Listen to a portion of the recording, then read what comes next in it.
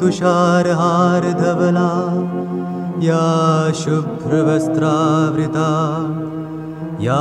वीणावरदण्डमण्डितकरा या श्वेतपद्मासना या ब्रह्माच्युतशङ्करप्रभृतिवीरदेवै सदा वन्दिता सा मां पातु मीरा भगवती निःशेषजाड्यापहा। ॐ सर्वगणे सर्ववरदे सर्वदुष्टभयङ्करी सर्वदुःखहरे देवी महामीरा नमोऽस्तुते। सिद्धिबुद्धिप्रदे देवी भुक्तिमुक्तिप्रदायिनी मन्त्रमूर्ते सदा देवी महामीरा नमोऽस्तुते। आद्यन्तरहिते देवी आद्यशक्ते महेश्वरी योगदे योगसम्भुते महामीरा नमोऽस्तुते महामीरा नमोऽस्तुते।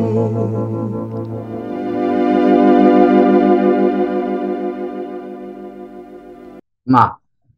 मातृरचनावली पार्ट 3 धम्मपदर टीका पृष्ठ 448 विषय वस्तु अच्छी ब्राह्मण।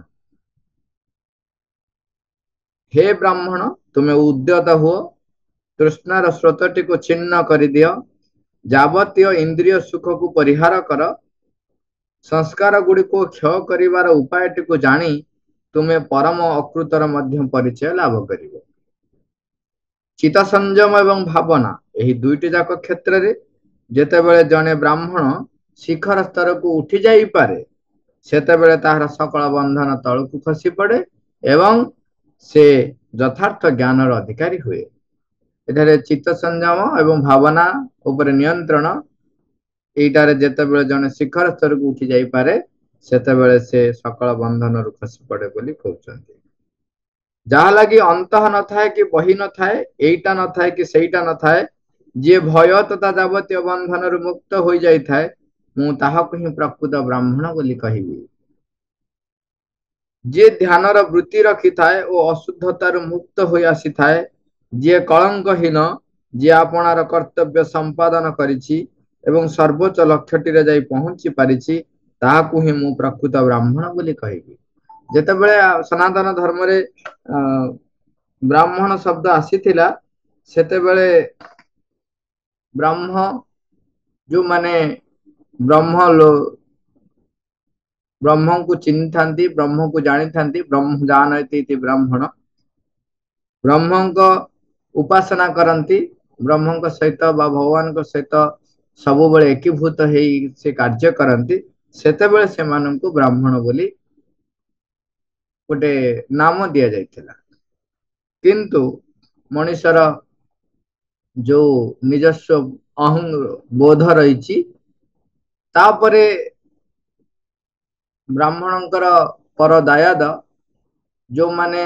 प्रायतः ब्राह्मणंकर दायाद माने चेष्टा करुथिले वेद अध्ययन करी तपस्या करी शुद्ध आचरण करी ब्रह्मचर्य पालन करी से माने सही चेतना लाभ करिया पे चेष्टा करुथिले। किंतु जेतेबेले अधिकार बोध अहं बोध कौन सी एक पीढ़ी रु आरंभ होईची जेतेबेले कि तांकर योग्यता हुए तो सेतिक न थाई पारे किंतु इंद्रिय सुख इंद्रिय ताड़ना रे अहं प्रतिष्ठा पाई जेतेबेले से माने निजको जबरदस्त ब्राह्मण बोली प्रतिहत करिसंती एवं तापरे धीरे धीरे गोटे अवक्षय होईची समाज रे सेतेबेले ब्राह्मणर पुत्र को ब्राह्मण एई भली भाବରେ चली किंतु आरंभ रे एमती नथिला। सेतेबेले हुए तो गोटे परिवार रे चारोटी पुत्र थाई पारंती जो जने ब्राह्मण होई थाई पारे जने क्षत्रिय होई थाई पारे जने वैश्य होई पारे जने शूद्र होई पारे कना जे क्षेत्र को रक्षा करुथिले राज से जो राज सैन्य बा सैन्य विभाग रे जे कार्य करुथिले बा ग्राम रे भी रखी हिसाब रे काम करुथिले जो माने वीर साहसी से माननकु प्रायतः ये दायित्व बोध तांको भितर थाए जे ना समस्तंकर सुरक्षा देवा दायित्व होची मोर सेतेबेले सेमानंकु क्षत्रिय बोली कुआ जाउतिला जो माने व्यापार वाणिज्य करुथिले सेमानंकु वैश्य बोली कुआ जाउतिला एवं जो माने सेवा शुश्रूषा करुथिले सेमानंकु शूद्र बोली नामकरण करे किंतु सेमानंक भितरे काहाकू उच्चा बा काहाकू नीचा ई धारणा नथिला किंतु धीरे धीरे ताकू जेतो समाज र अवक्षय हेची सेतेबेले एहा एही परि भाबरे परिवर्तन हेई जाईची चारोटी जाति रे विभक्त हेई जाईची परस्पर भितरे उच्च नीच भाव सृष्टि हेई जाईची एठी ब्राह्मण वर्णना करछन्ती काहाकू ब्राह्मण बोली कहबे ना जहार अंत न थाए कि बही न थाए एईटा न थाए कि सेईटा न थाए जे भय तथा जावतीय बंधन रो मुक्त हो जाई थाए मु ताहाकू ही प्रकृत ब्राह्मण बोली कहबी जेतेबेले एई स्थिति आसीबो सेतेबेले परमंक सहित एकभूत हेले ही तुमे कोनोसी थिरे आ बंधन युक्त हे नथिबो तुम पई सब किछि समान थिबो कारण सब दिगरे तुमे भगवान को दर्शन करथिबो तांको सहित एकीभूत हेई प्रज्ञादीप्त हेई तुमे बंचिबा को चेष्टा ऑलरेडी बंचु थिबो तेनु सेमानकु ब्राह्मण बोली कहे जे ध्यानर वृत्ति रखी थाए अशुद्धतार मुक्त होई आसी थाए जे कलंकहीन जे आपणार कर्तव्य संपादन करिछि एवं सर्वोच्च लक्ष्यटिरे जाई पहुंची पारिछि ताहाकु ही मु प्रकृत ब्राह्मण बोली कहिबी दिन बेले सूर्य आलोक दियंती राति रे चंद्र आलोक दियंती आपण अस्त्र शस्त्र रो दीप्ति रे ही अस्त्रधारी दीप्तिमंत होई रही थाए ब्राह्मण ध्यान रे ही दीप्त हुए बुद्ध अविश्रांत भाव दिवा और रात्रि आलोक विकिरण करुथांती जे मंद को वर्जन करी आसीची सेई ब्राह्मण जहार आचरण श्रृंखलित सेई भिक्षु जे सकल अशुद्धता को निज भितर बाहर कर देई पारिछि सेई हेउची प्रकृत बैरागी केही जेपरि जने ब्राह्मण को प्रहार करिवो नाही एवं जने ब्राह्मण मध्य कदापि ओलटा प्रहार करिवो नाही जे ब्राह्मण को प्रहार करे सेई सर्वदा निंद्य जो ब्राह्मण ओलटा प्रहार करे से मध्य निंद्य जीवन जावतीय संभोगरु आपणार मन को निवृत्त कर रखिबा हेउची जने ब्राह्मणर सर्वोत्तम कर्तव्य आपणार मंद अभिप्राय गुडी को बाहर कर देउथिबा संगे संगे ही ब्राह्मण आपणार दुख गुडी कर भी पोषण कर देउथिबे जे कर्म वाक्य किंबा भावना रे कोनोसी मंद आचरण करे नाही एही तीनोटी क्षेत्र रे कर्म वाक्य किंबा भावना कोनोसी रे मंद आचरण करे नाही एही तीनोटी क्षेत्र रे जे निजको संयत कर रखिताए मु ताहाकु ही प्रकृत ब्राह्मण बोली कहिबी तुमे जहांक ठारू बुद्धंक द्वारा उपदिष्ट होइतिबा धर्मटीर शिक्षा लाभ करूछ जने ब्राह्मण यज्ञ को जेपरि सम्मान देखाए और नमस्कार करे तुमे तांकु मध्य सेही परि सम्मान देखाइबो सेही परि नमस्कार करिवो जटा बढ़ाइले उच्च वंश रे जात होइथिले बा उच्च गोत्रर होइथिले मध्य केही कदापि ब्राह्मण होई परिबो नाही जहा भीतर सत्य थिबो धर्म परायणता रहिथिबो ताहाकु आमे शुद्ध बोली कहिबा प्रकृत ब्राह्मण बोली कहिबा हे निर्बोध गुडा जटा बढ़ाई तुमर की लाभ हेउची तुमे जो मृग चर्म परिधान करिच ताहार बा की मूल्य अछि तुम भीतर तो तेने केते कोन कामनार गोटे जंगल व्यापी करी रहिछि बाहर को जहा तुमे शुद्धतार एक मूर्ति परि देखा जाउछ तेणु बाह्य शुद्ध को गुरुत्व दिया जाउ नथिला नहीं बाह्य शुद्ध को जेति गुरुत्व दिया जाउथिला ता से तो आंतर शुद्ध को अधिक गुरुत्व दिया जाउथिला जहा जाना पड़ुछि लेखा जो व्यक्ति चिरा और पुराना लुगा पिंधे भारी रोगिना और पतला दिसुथाए जहार चम उपर शिरा गुड़िक स्पष्ट देखा जाउथांती जे अरण्य मध्य एकांत भाव ध्यानरत होई रही थाए मु ताहाकु ही जने प्रकृत ब्राह्मण बोली कहिबी मात्र जदि से ब्राह्मण कुल रे ओ ब्राह्मणी मार गर्भर जन्म होई थाए अथच धन दर्परे फुली करी रही थाए ताकु मु कदापि प्रकृत ब्राह्मण बोली कहिबी नाही जे अपरिग्रही जे कौनसी वस्तु रे भी लिप्त होई रही नाही ताकु ही मु प्रकृत ब्राह्मण बोली कहिबी जे सकल बंधन को छिन्न कर देई पारिछि जहार आउ कौनसी कथा को मध्य भय नाही जे सकल बंधन को अतिक्रम करी आसीछि ओ आपना को मुक्त करी देइछि ताकु ही मु प्रकृत रे जने ब्राह्मण बोली कहिबी ଯିଏ ମନର ଶାସନ ଦଣ୍ଡକୁ ଭାଙ୍ଗି ଦେଇ ପାରିଛି, ଆସକ୍ତିର ସବୁ ଯାକ ଦୌଡ଼ିକୁ କାଟି ଆସିଛି, ଯାବତୀୟ ମନ୍ଦ ପ୍ରବୃତ୍ତିର କଡ଼ାଗୁଡ଼ିକ ସମେତ ଯିଏ ସଂଶୟର ଶିକୁଳିଟିକୁ ଛିଣ୍ଡାଇ ଦେଇଛି ଏବଂ ଅଜ୍ଞାନର ଜୁଆଳିକୁ ଫିଙ୍ଗି ଦେଇ ଯିଏ ସନ୍ଦୀପିତ ହୋଇପାରିଛି, ତାହାକୁ ହିଁ ମୁଁ ଜଣେ ପ୍ରକୃତ ବ୍ରାହ୍ମଣ ବୋଲି କହିବି। ଯାହାର ମନରେ ଆଦୌ କୌଣସି ବିଦ୍ୱେଷ ନାହିଁ, ଯିଏ ଗାଳି ପ୍ରହାର ଓ ସକଳ ପ୍ରକାର ବନ୍ଧନକୁ ମଧ୍ୟ ସହ୍ୟ କରୁଛି, ଯାହା ଲାଗି ଧୈର୍ଯ୍ୟ ହିଁ ସର୍ବୋତ୍ତମ ବଳ ହୋଇ ରହିଛି, ମୁଁ ତାହାକୁ ହିଁ ଜଣେ ପ୍ରକୃତ ବ୍ରାହ୍ମଣ ବୋଲି କହିବି। ଯିଏ କ୍ରୋଧମୁକ୍ତ, ଆପଣାର ଧର୍ମରେ ଯାହାର ଅଟଳ ବିଶ୍ୱାସ ରହିଛି, ଯେଉଁ ସଚ୍ଚରିତ୍ର ବ୍ୟକ୍ତି ବାସନାର ମୁକ୍ତ ହୋଇ ଆସିଛି, ଯିଏ ନିଜ ଉପରେ ସମ୍ପୂର୍ଣ୍ଣ ନିୟନ୍ତ୍ରଣ ଅର୍ଜନ କରିପାରିଛି ଏବଂ ବର୍ତ୍ତମାନ ସର୍ବଶେଷ ଥର ପାଇଁ ସଂସାରରେ ଦେହ ଧରି ବାସ କରୁଛି, ମୁଁ ତାହାକୁ ହିଁ ଜଣେ ପ୍ରକୃତ ବ୍ରାହ୍ମଣ ବୋଲି କହିବି।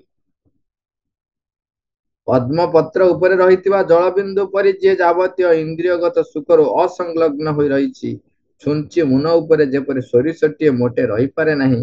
ଯିଏ ଇନ୍ଦ୍ରିୟ ସୁଖର କ୍ଷେତ୍ରରେ ସେପରି ହୋଇ ରହିଛି, ମୁଁ ତାହାକୁ ହିଁ ଜଣେ ପ୍ରକୃତ ବ୍ରାହ୍ମଣ ବୋଲି କହିବି। ଅନେକ ଗୁଡ଼ିଏ ଉପମା ଅଳଙ୍କାର ଦେଇ ପ୍ରତ୍ୟେକ କେନ୍ଦ୍ରକୁ ନେଇ ସେ ବର୍ଣ୍ଣନା କରି ଚାଲିଛନ୍ତି ଯେ ବ୍ରାହ୍ମଣ କାହାକୁ ବୋଲି କହିବେ। ଏ ସବୁ ବତଉଛି ଜଣେ କେବଳ ପରମଙ୍କ ସହିତ ଏକୀଭୂତ ହେଇ ପରମଙ୍କ ସହିତ ବସବାସ କଲେ ହିଁ ବ୍ରାହ୍ମଣର ପଦମାଚ୍ୟ ହୁଏ। ସେଥିପାଇଁ ଆମେ ଯୋଉ କହନ୍ତି ବ୍ରହ୍ମଦାନ ଇତ୍ୟାଦି ବ୍ରାହ୍ମଣ, ତେଣୁ ସେଇ ଅର୍ଥରେ ହିଁ ତାକୁ ଟିକେ ଅଧିକ କାଟାଗୋରାଇଜ କରି ଗୋଟି ଗୋଟି କରି ଧର୍ମପଦରେ ଲେଖାଯାଇଛି। ଯେଉଁ ବ୍ୟକ୍ତି ଏହି ଜନ୍ମରେ ହିଁ ଦୁଃଖର କ୍ଷୟ ବିଧାନ କରିପାରିଛି, ପରମଙ୍କ ସହିତ ଏକୀଭୂତ ହେଇଗଲେ ଏହି ଜନ୍ମର ଦୁଃଖ କ୍ଷୟ ବିଧାନ ବି ହେଇଯାଇଥାଏ। ଆପଣା ଉପରେ ସକଳ ବୋଝକୁ ଉତାରି ଦେଇ ଯିଏ ଆସକ୍ତିର ଜୁଆଳିରୁ ନିଜକୁ ମୁକ୍ତ କରି ଆଣିଛି, ମୁଁ ତାହାକୁ ହିଁ ଜଣେ ପ୍ରକୃତ ବ୍ରାହ୍ମଣ ବୋଲି କହିବି। ଯେଉଁ ବୁଦ୍ଧିମାନ ପୁରୁଷ ଗଭୀର ପ୍ରଜ୍ଞାର ଅଧିକାରୀ ହୋଇପାରିଛି, ସତ୍ ମାର୍ଗକୁ ଅସତ୍ ମାର୍ଗରୁ ଅଲଗା କରିବାରେ ନେଇ ପାରୁଛି,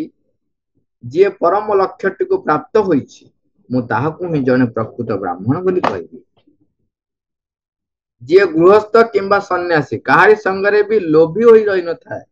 ଯିଏ ଅନିକେତ ଏବଂ ଯାହାର ଅତ୍ୟନ୍ତ ସ୍ୱଳ୍ପ ଆବଶ୍ୟକତା ହିଁ ରହିଥାଏ, ମୁଁ ତାହାକୁ ହିଁ ଜଣେ ପ୍ରକୃତ ବ୍ରାହ୍ମଣ ବୋଲି କହିବି। ଯୋଉମାନେ ସନ୍ନ୍ୟାସୀ ମାନେ ତାଙ୍କର ଗୋଟେ ନିୟମ ଥାଏ, ଯୋଉମାନେ ଭିକ୍ଷୁ ତାଙ୍କର ସେ ନିୟମଟା ଥାଏ ସନ୍ନ୍ୟାସୀ ମାନଙ୍କର କଣ, ସେମାନେ କୌଣସି ଜାଗାରେ ଗୋଟିଏ ଦିନରୁ ଅଧିକ ରାତ୍ରି ଯାପନ କରନ୍ତି ନାହିଁ। କାହାରି ଘରେ ରାତ୍ରି ଯାପନ କରିବେ ନାହିଁ। ଖୋଲା ଆକାଶରେ ଗଛ ମୂଳରେ ରାତ୍ରି ଯାପନ କରିବେ। କୌଣସି ଜାଗାରେ ଗୋଟିଏ ଦିନରୁ ଅଧିକା ରହିବେ ନାହିଁ, କୌଣସି ଗ୍ରାମରେ କୌଣସି ଜାଗାରେ।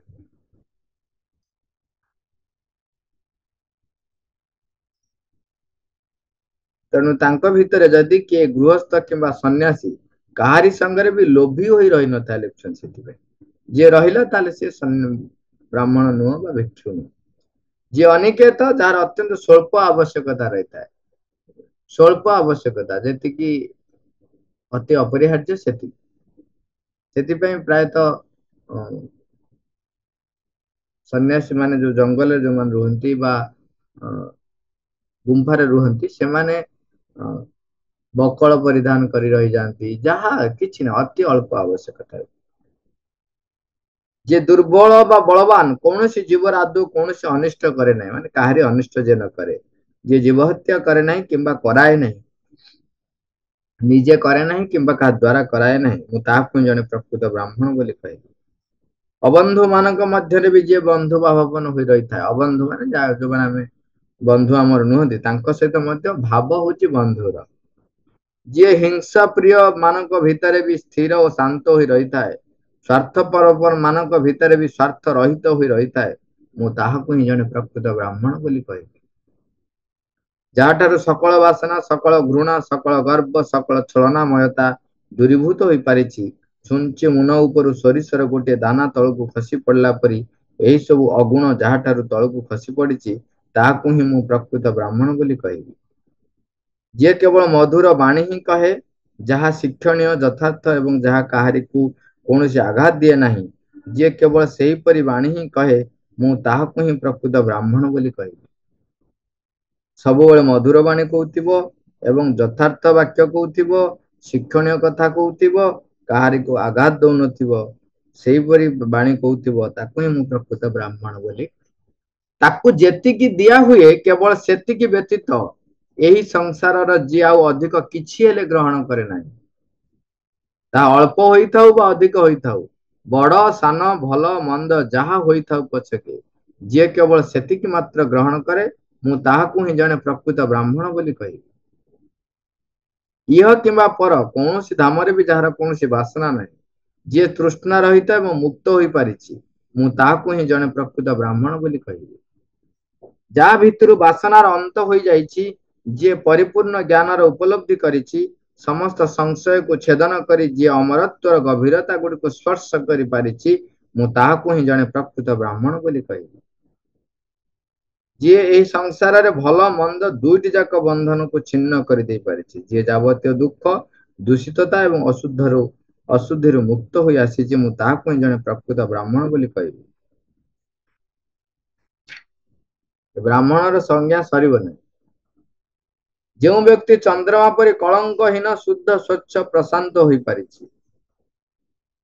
ଯାହା ମଧ୍ୟରୁ ସାଂସାରିକ ବାସନାର ଯାବତୀୟ ତୃଷ୍ଣା ଦୂର ହୋଇଯାଇଛି, ମୁଁ ତାହାକୁ ହିଁ ପ୍ରକୃତ ବ୍ରାହ୍ମଣ ବୋଲି କହିବି। ଯିଏ ଜନ୍ମଚକ୍ରର ଘୂର୍ଣ୍ଣନ ଭିତରୁ ବାହାରି ଯାଇପାରିଛି, ଏହି କର୍ଦ୍ଦମମୟ ପଥ ଓ କଣ୍ଟକାକୀର୍ଣ୍ଣ ମାର୍ଗରୁ ବାହାରକୁ ବାହାରି ଯାଇଛି, ଅପର ପାରରେ ଯାଇ ପହଞ୍ଚି ପାରିଛି, ଯିଏ ଧ୍ୟାନର ବୃତ୍ତି ରଖିଛି, ବାସନା ତଥା ସଂଶୟରୁ ମୁକ୍ତ ହୋଇପାରିଛି, ଯିଏ ସକଳ ବସ୍ତୁରୁ ବିଲଗ ରହି ଶାନ୍ତ ହୋଇପାରିଛି, ମୁଁ ତାହାକୁ ହିଁ ପ୍ରକୃତ ବ୍ରାହ୍ମଣ ବୋଲି କହିବି। ଯାହା ଭିତରେ ସକଳ ବାସନାର ଧ୍ୱଂସ ସାଧନ ହୋଇଛି ଏବଂ ଯାବତୀୟ ଜାଗତିକ ବାସନା ପରିତ୍ୟାଗ କରି ଯିଏ ଗାର୍ହସ୍ଥ ଜୀବନ ଛାଡି ଆପଣଙ୍କୁ ଅନିକେତ କରିଦେଇଛି, ମୁଁ ତାହାକୁ ହିଁ ପ୍ରାକୃତ ବ୍ରାହ୍ମଣ ବୋଲି କହିବି।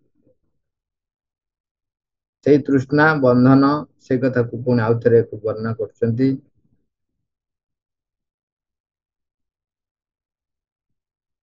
ଯିଏ ଭଲ ଲାଗିବା ଭଲ ନ ଲାଗିବା ଉଭୟକୁ ପରିତ୍ୟାଗ କରିଛି, ଉପେକ୍ଷା ଭାବର ଅନୁଶୀଳନ କରି ଯିଏ ସକଳ ଆସକ୍ତି ଏବଂ ସକଳ ଶୃଙ୍ଖଳରୁ ମୁକ୍ତ ହୋଇ ଆସିଛି, ଏହିପରି ଭାବରେ ହିଁ ଯିଏ ସବୁଯାକ ଭୁବନକୁ ଜୟ କରିଛି, ସେଇ ବୀରକୁ ହିଁ ମୁଁ ପ୍ରକୃତରେ ଜଣେ ବ୍ରାହ୍ମଣ ବୋଲି କହିବି। ଯିଏ ପ୍ରତ୍ୟେକ ସତ୍ତାର ଜନ୍ମ ତଥା ମୃତ୍ୟୁ ବିଷୟରେ ଯାହାର ପରିପୂର୍ଣ୍ଣ ପ୍ରକୃତ ଜ୍ଞାନ ରହିଛି, ଯିଏ ସକଳ ପାଶରୁ ମୁକ୍ତ ହୋଇପାରିଛି, ସେଇ ସୁଗତ ଏବଂ ବୁଦ୍ଧଙ୍କୁ ହିଁ ମୁଁ ଜଣେ ପ୍ରକୃତ ବ୍ରାହ୍ମଣ ବୋଲି କହିବି। ଯାହାର ଭବିଷ୍ୟ ଗତି ଦେବତା ଗନ୍ଧର୍ବ ମନୁଷ୍ୟ ମାନଙ୍କୁ ଅଗୋଚର ରହିଛି, ଯିଏ ବାସନା ମୁକ୍ତ ଶୁଦ୍ଧ ହୋଇପାରିଛି, ସେଇ ଅହରତ୍ୱଙ୍କୁ ମୁଁ ଜଣେ ପ୍ରକୃତ ବ୍ରାହ୍ମଣ ବୋଲି କହିବି। ଯିଏ ସମ୍ପୂର୍ଣ୍ଣ ଭାବେ ଅପରିଗ୍ରାହୀ ହୋଇପାରିଛି, ଯାହାର ଅତୀତ ବର୍ତ୍ତମାନ ଭବିଷ୍ୟ ବୋଲି ଆଦୌ କିଛି ନାହିଁ, ଯାହାର କୌଣସି ସମ୍ପତ୍ତି ନାହିଁ, ଯିଏ ଆଉ କୌଣସି ବସ୍ତୁକୁ ହିଁ ଜାବୁଡି ଧରି ନାହିଁ, ମୁଁ ତାହାକୁ ହିଁ ଜଣେ ପ୍ରକୃତ ବ୍ରାହ୍ମଣ ବୋଲି କହିବି। ଯିଏ ଶ୍ରେଷ୍ଠ, ଯିଏ ପ୍ରବର, ଯିଏ ବୀର ଓ ମହର୍ଷି, ଯିଏ ବିଜେତା ସ୍ଥିର ଶୁଦ୍ଧ ବୁଦ୍ଧ, ମୁଁ ତାହାକୁ ହିଁ ଜଣେ ପ୍ରକୃତ ବ୍ରାହ୍ମଣ ବୋଲି କହିବି। ଯିଏ ଆପଣାର ପୂର୍ବତନ ଯାବତୀୟ ଜନ୍ମର କଥାକୁ ଜାଣିଛି, ଯିଏ ସ୍ୱର୍ଗ ଏବଂ ନର୍କର ଯାବତୀୟ ଦେଶ ପ୍ରଦେଶକୁ ପ୍ରତ୍ୟକ୍ଷ କରିପାରୁଛି, ଯାହାର ଆଉ ପୁନର୍ଜନ୍ମ ହେବ ନାହିଁ, ଯିଏ ପରିପୂର୍ଣ୍ଣ ଅଭିଜ୍ଞା ଲାଭ କରିଛି, ଯେଉଁ ମନୁଷ୍ୟ ସକଳ ଉପଲବ୍ଧିକୁ ଲାଭ କରିଛି, ମୁଁ ପ୍ରକୃତରେ ତାହାକୁ ହିଁ ଜଣେ ଯଥାର୍ଥ ବ୍ରାହ୍ମଣ ବୋଲି କହିଥାଏ। ମା କହୁଛନ୍ତି ଏହିପରି ଭାବରେ ଧମ୍ମପଦ ଗ୍ରନ୍ଥର ଉପସଂହାର କରାଯାଇଛି ଏବଂ ସେ ଗ୍ରନ୍ଥରୁ ଗୋଟିଏ ଉପମା ବ୍ୟବହାର କରି କହିବାକୁ ଗଲେ, ଏଥିରେ ଆମକୁ ଯେଉଁ ସବୁ ଶିକ୍ଷା ଦେଇଛି, ଯଦି ଆମେ ସେଥିରୁ ସୋରିଷ କଣାଟିଏ ପରି ଏତେ ଟିକେ ମଧ୍ୟ ଜୀବନରେ ଅଭ୍ୟାସ କରିପାରିବା, ତେବେ ଆମର ସମୟ ଆଦୌ ନଷ୍ଟ ହୋଇନାହିଁ ବୋଲି କୁହାଯାଇ ପାରିବ। ମା ମାନେ ଦେଖନ୍ତୁ, ମା କଣ କହିଲେ, ଯେତେ ଗୁଡେ କଥା କୁହାହେଇଛି ତା ଭିତରୁ ଯଦି ଟିକିଏ ବି ମାନେ ସୋରିଷଟିଏ ଭଳିଆ ଯଦି ଟିକିଏ ବି ଯଦି ଆମେ ଚେଷ୍ଟା କରିବା ତାକୁ ଜୀବନରେ ଅଭ୍ୟାସ କରିପାରିବା, ଲେଖୁଛନ୍ତି ଜୀବନରେ ତାକୁ ଅଭ୍ୟାସ କରିପାରିବା, ତାହେଲେ ଆମେ କହିପାରିବା ଯେ ମୋର ସମୟ ନଷ୍ଟ ହେଇନି, ମୁଁ ଅଭ୍ୟାସ କରୁଛି, ପ୍ରଚେଷ୍ଟା କରୁଛି। ଅଭ୍ୟାସ କରିବା ଯେ ନିଜକୁ ଶୁଦ୍ଧ କରିବା ପାଇଁ। ମା କହୁଛନ୍ତି ଏଠାରେ ଧମ୍ମପଦରେ ଗୋଟିଏ କଥା ମୋଟେ କୁହାଯାଏ ନାହିଁ, ସେଥିରେ ହଉଛି କଣ, ଯେପରି ନିର୍ବାଣ ଲାଭ ତଜ୍ଜନିତ ମୁକ୍ତିର ନିର୍ଦ୍ଦିଷ୍ଟ ଲକ୍ଷ୍ୟଟିକୁ ଆଗ ରଖି ଦିଆଯାଇଛି, ସେପରି କୌଣସି ଐକାନ୍ତିକ ଗୋଟିଏ ଉଦ୍ଦେଶ୍ୟ ରଖି ଆମେ ପରିପୂର୍ଣ୍ଣତାର ସାଧନାରେ ଅଗ୍ରସର ହୋଇଯିବା ବେଳେ ଆମେ କଦାପି ପରମ ଉପେକ୍ଷା ଏବଂ ପରମ ମୁକ୍ତିର ସ୍ଥଳରେ ଯାଇ ପହଞ୍ଚିଯିବା ନାହିଁ। ମାତ୍ର ଏହିପରି ଅଗ୍ରସର ହେବା ହିଁ ଜାଗତିକ ଜୀବନର ଯଥାର୍ଥ ବିଧାନ ଏବଂ ଉଦ୍ଦେଶ୍ୟ ହୋଇ ରହିଥିବାରୁ, ତାହା ଏହି ବିଶ୍ୱଗତ ଜୀବନର ଅସଲ ସତ୍ୟ ହୋଇ ରହିଥିବାରୁ ଏବଂ ଫଳ ଯାହା ହେଉ ପଛକେ ଅତ୍ୟନ୍ତ ସ୍ୱତଃସ୍ଫୂର୍ତ୍ତ ଭାବରେ ତୁମେ ସେଇ ବିଧାନ ଉଦ୍ଦେଶ୍ୟଟି ସହିତ ନିଜକୁ ସୁସମାଯୁକ୍ତ କରି ରଖିଥିବାରୁ ହିଁ ତୁମେ ସେଇ ମୁକ୍ତିଟିକୁ ଲାଭ କରିବ। जे पर्यंत तुम परम सहित एकीभूत न हो से पर्यंत मुक्त हो पार ना। परम भागवत करुणा उपर गभीर आस्था रही भगवत परम इच्छा पाखे एक संपूर्ण समर्पण रही परमेश्वर योजना आमर संपूर्ण अवलंबन रही संपूर्ण अवलंबन मान आम परम योजना को कार्यकारी करने आमर जीवनटी से व्यतीत होते तेबे जाई फल कौन हेब से विषय कौन चिंता न करी आमे सम्मुखरे करिबा लगी रहितबा कार्यटी को साधन करि परिबा सेही होची परिपूर्ण मुक्ति। आ दुखर विलोप साधन कहले सेईटा को बुझाए मालिक तुमर चेतना एक शाश्वत आनंद रे भरपूर हो रहिथिबो तुम्हें ग्रहण करता प्रत्येक पदक्षेप तुम सम्मुखरे महिमामय गोटे गोटे विस्मय को उद्घाटित कर देवा लगिथिबो।